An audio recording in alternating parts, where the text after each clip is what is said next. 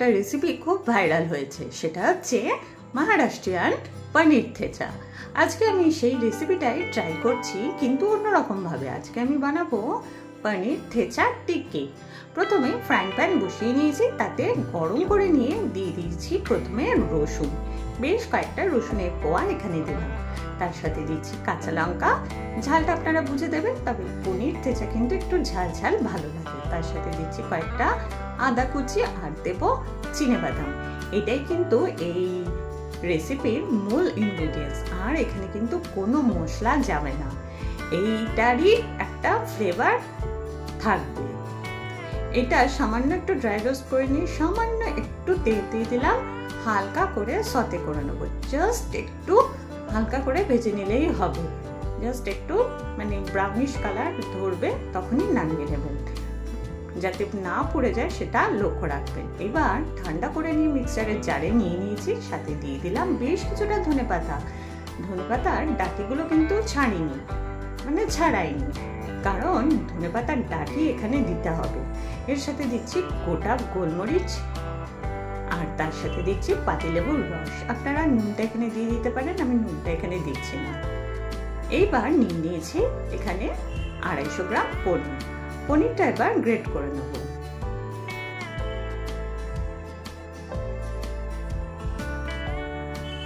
এটা কিন্তু মহারাষ্ট্রের একটা খুব ফেমাস খাবার। ইদানিং ইনস্টাগ্রামে এটা খুবই ভাইরাল হয়েছে। মালাইকা আরোরার এটা ফেভারিট খাবার, সেই হিসাবেই মনে হয় খুব ভাইরাল হয়েছে। আমি এটা ট্রাই করছি একটু অন্যরকম ভাবে। ভালো করে পনিরটা গ্রেট করে নিয়ে এখানে যেই মশলাটা তৈরি করেছিলাম, এখানে কিন্তু আমি জল ছাড়া পেস্ট করেছি। একটু শুকনো শুকনো পেস্ট করবেন। দেখুন একেবারে শুকনো শুকনো কিন্তু হয়েছে, লেগে লেগে গেছে, কারণ আমি এখানে একটা ফোঁটাও জল ইউজ করিনি। এবার দিয়ে দিচ্ছি আন্দাজ মতো নুন। নুনটা আপনারা নিজেদের টেস্টের অ্যাকর্ডিং দেবেন।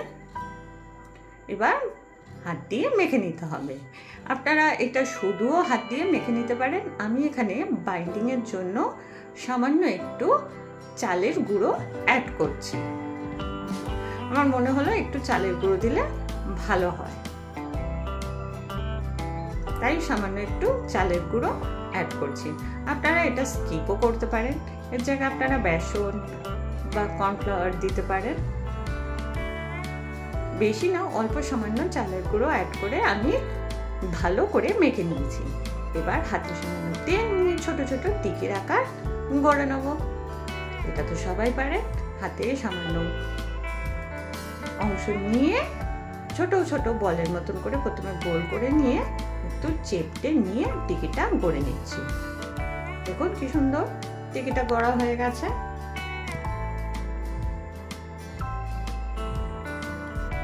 বাড়িতে একটু সন্ধ্যাবেলা ইভিনিং স্ন্যাক্সে এটা বানিয়ে দেখতে পারেন।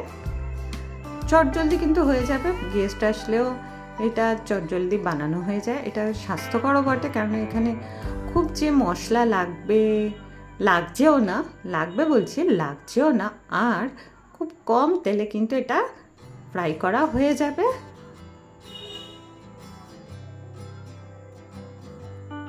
আমি অবশ্য সস দিয়েই পরিবেশন করছি, আপনারা চাইলে ধনেপাতা চাটনি দিয়েও পরিবেশন করতে পারেন। ব্যাস, আর তেল লাগবে না। এই তেলে কিন্তু পুরো টিকিগুলোই ভাজা হয়ে যাবে।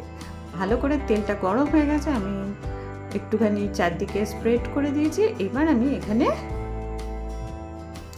টিকিগুলো একটা একটা করে দিয়ে দেবো।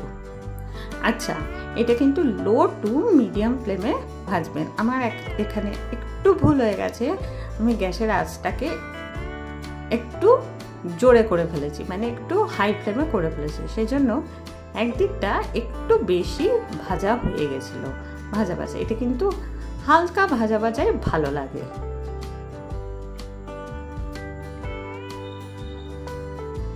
অবশ্যই এই রেসিপিটা একবার ট্রাই করে দেখবেন আর কমেন্টে জানাবেন কেমন হলো।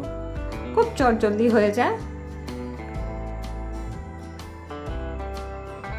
একটা হাই প্রোটিন রেসিপি, আর তেল মশলা এখানে খুবই কমই লাগে। একদিকটা হয়ে গেছে, এবার আরেক দিকটা আমি হালকা করে সতে করব।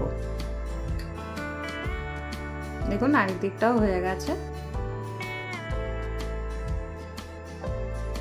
চালের গুঁড়োটা দেওয়ার জন্য একটু ক্রিস্পিনেস আসবে।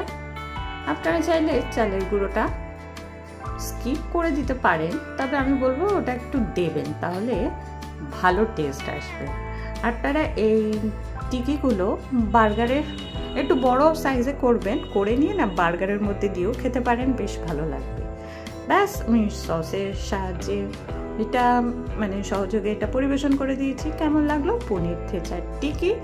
ভালো লাগলে একটা লাইক অবশ্যই করবেন, কমেন্ট করবেন, শেয়ার করবেন, আর পাশে থাকা বেল অল আইকনটা আছে অবশ্যই প্রেস করে দেবেন। আজকে চলে আসবো অন্যদিন অন্য রেসিপি নিয়ে। ভালো থাকবেন, সুস্থ থাকবেন।